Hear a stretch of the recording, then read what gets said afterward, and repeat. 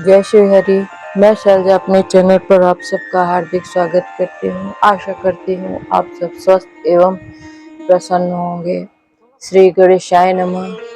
श्री राधा वल्लभो विजयते श्रीमद् भागवत महापुराण के अष्टम स्कंद की कथा है। कथा है ग्राह के द्वारा गजेंद्र का पकड़ा जाना। जय श्री हरि। कथा शुरू करते हैं। श्री सुखदेव जी ने कहा, आसीद गिरिवरो राजन स्त्रीकुट इति विश्रुतः क्षीरोदेनावृत श्रीमान्यो जनायुत मूर्छितः। श्री सुखदेव जी ने कहा, परीक्षित, क्षीर सागर में त्रिकुट नाम का एक प्रसिद्ध सुंदर एवं श्रेष्ठ पर्वत था। वह पर्वत 10,000 योजन ऊंचा था। उसकी लंबाई चौड़ाई भी चारों ओर इतनी ही थी।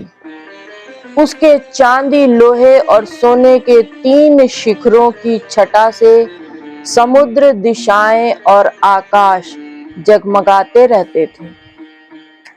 और भी उसके कितने ही शिखर ऐसे थे जो रत्नों और धातुओं की रंग बिरंगी छटा दिखाते हुए सब दिशाओं को प्रकाशित कर रहे थे।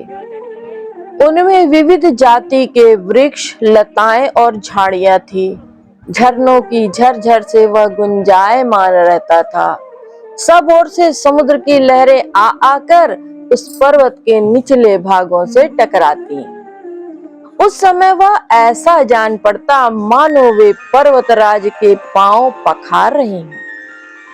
उस पर्वत के हरे पन्ने के पत्थरों से वहां की भूमि ऐसी सांवली हो गई थी जैसे उस पर हरी भरी दूब लग रही हो।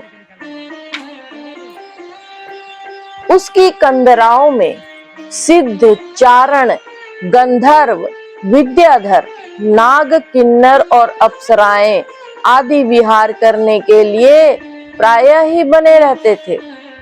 जब उसके संगीत की ध्वनि चट्टानों से टकराकर गुफाओं में प्रतिध्वनित होने लगती थी, तब बड़े बड़े गर्वीले सिंह उसे दूसरे सिंह की ध्वनि समझकर सह न पाते और अपनी गर्जना से उसे दबा देने के लिए और जोर से गरजने लगते थे।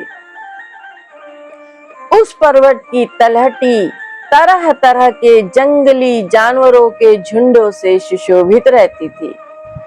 अनेकों प्रकार के वृक्षों से भरे हुए देवताओं के उद्यान में सुंदर सुंदर पक्षी मधुर कंठ से चहकते रहते थे। उस पर बहुत सी नदियां और सरोवर भी थे। उनका जल बड़ा ही निर्मल था।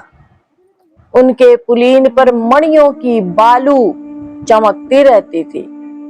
उनमें देवांगनाएं स्नान करती, जिससे उनका जल अत्यंत सुगंधित हो जाता था। उसकी सुरभि लेकर भीनी भीनी वायु चलती रहती थी। पर्वतराज त्रिकुट की तराई में भगवत प्रेमी महात्मा भगवान वरुण का एक उद्यान भी था। उसका नाम था ऋतुमान। उसमें देवांगनाएं क्रीड़ा करती रहती थी। उसमें सब ओर ऐसे दिव्य वृक्ष शोभायमान थे जो फलों और फूलों से सर्वदा लदे ही रहते थे।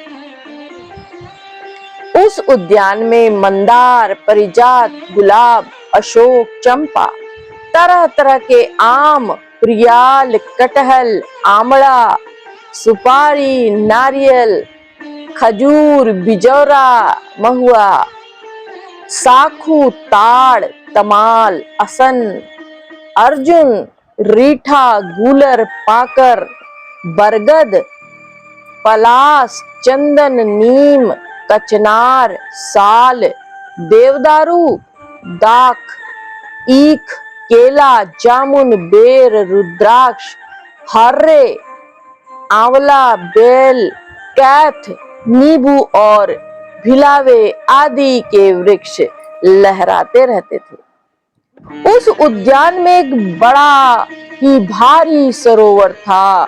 उसमें सुनहले कमल खिल रहे थे और भी विविध जाति के कुमुद, उत्पल, कहार,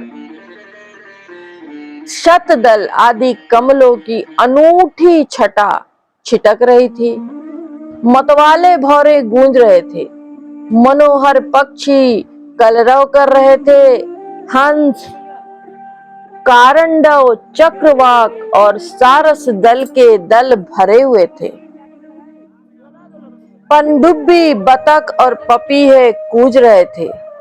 मछली और कछुओं के चलने से कमल के फूल हिल जाते थे, जिससे उनका पराग झरकर जल को सुंदर और सुगंधित बना देता था। कदम्ब, बेत, नरकुल, कदम्बलता, बेन आदि वृक्षों से घिरा था।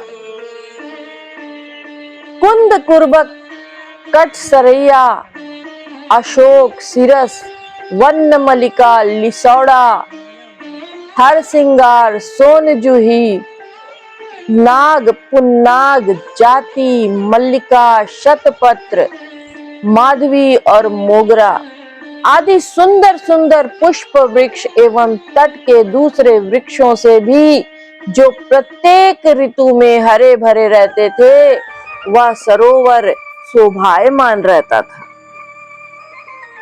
उस पर्वत के घोर जंगल में बहुत सी हथिनियों के साथ एक गजेंद्र निवास करता था। वह बड़े बड़े शक्तिशाली हाथियों का सरदार था। एक दिन वह उसी पर्वत पर अपनी हथिनियों के साथ कांटे वाले कीचक, बांस, बेत, बड़ी बड़ी झाड़ियां और पेड़ों को रौंदता हुआ घूम रहा था। उसकी गंध मात्र से सिंह, हाथी, बाघ, गैंडे आदि हिंसक जंतु, नाग तथा काले गोरे शरभ और चमरी गाय आदि डरकर भाग जाया करते थे। और उसकी कृपा से भेड़िए, सुअर, भैंसे, रीछ, शल्य, लंगूर तथा कुत्ते, बंदर, हिरन, खरगोश आदि क्षुद्र जीव सब कहीं निर्भय विचरते रहते थे। उसके पीछे पीछे हाथियों के छोटे छोटे बच्चे दौड़ रहे थे। बड़े बड़े हाथी और हथिनियां भी उसे घेरे हुए चल रही थी। उसकी धमक से पहाड़ एक बारगी कांप उठता था। उसके गंड स्थल से टपकते हुए मद का पान करने के लिए साथ साथ भौरे उड़ते जा रहे थे। मद के कारण उसके नेत्र विहल हो रहे थे। बड़े ही जोर की धूप थी, इसलिए वह व्याकुल हो गया और उसे तथा उसके साथियों को प्यास भी सताने लगी। उस समय दूर से ही कमल के पराग से सुवासित वायु की गंध सूंघकर वह उसी सरोवर की ओर चल पड़ा, जिसकी शीतलता और सुगंध देखकर वायु आ रही थी। थोड़े ही देर में वेग से चलकर वह सरोवर के तट पर जा पहुंचा। उस सरोवर का जल अत्यंत निर्मल एवं अमृत के समान मधुर था। सुनहले और अरुण कमलों की केसर से वह महक रहा था। गजेंद्र ने पहले तो उसमें घुसकर अपनी सूंड से उठा उठाकर जी भर जल पिया। फिर उसी में जल में स्नान करके अपनी थकान मिटाई। गजेंद्र गृहस्थ पुरुषों की भांति मोहग्रस्त होकर अपनी सूंड से जल की फुहारें छोड़ छोड़कर साथ की हथिनियों और बच्चों को नहलाने लगा और उनके मुंह में सूंड डालकर जल पिलाने लगा। भगवान की माया से मोहित हुआ गजेंद्र उन्मत्त हो रहा था। उस बेचारे को इस बात का पता ही नहीं था कि मेरे सिर पर बहुत बड़ी विपत्ति मंडरा रही। सुखदेव जी कहते हैं, परीक्षित, गजेंद्र जिस समय इतना उन्मत्त हो रहा था, उसी समय प्रारब्ध की प्रेरणा से एक बलवान ग्राह ने क्रोध में भरकर उसका पैर पकड़ लिया। इस प्रकार अकस्मात विपत्ति में पड़कर उस बलवान गजेंद्र ने अपनी पूरी शक्ति के अनुसार अपने को छुड़ाने की बड़ी चेष्टा की, परंतु छुड़ा न सका। दूसरे हाथी हथिनियों और उनके बच्चों ने देखा कि उनके स्वामी को बड़े बलवान ग्राह बड़े वेग से खींच रहा है और वे बहुत घबरा रहे थे। उन्हें बड़ा दुख हुआ। वे बड़ी विकलता से चिंघाड़ने लगे। बहुतों ने उसे सहायता पहुंचाकर जल से निकाल लेना चाहा, परंतु इसमें भी वे असमर्थ रहे। गजेंद्र और ग्राह अपनी पूरी शक्ति लगाकर भिड़े हुए थे। तभी कभी गजेंद्र ग्राह को बाहर खींच लाता, कभी ग्राह गजेंद्र को भीतर खींच ले जाता। सुखदेव जी कहते हैं, परीक्षित, इस प्रकार उनको लड़ते लड़ते 1000 वर्ष बीत गए और दोनों ही जीते रहे। यह घटना देखकर देवता भी आश्चर्यचकित हो गए।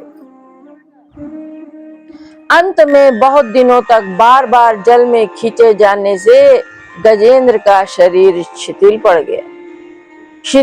ना तो उसके शरीर में बल ही रह गया और मन में ही कोई उत्साह रह गया। शक्ति भी क्षीण हो गई। इधर ग्राह तो जलचर ही ठहरा, इसलिए उसकी शक्ति क्षीण होने के स्थान पर बढ़ गई।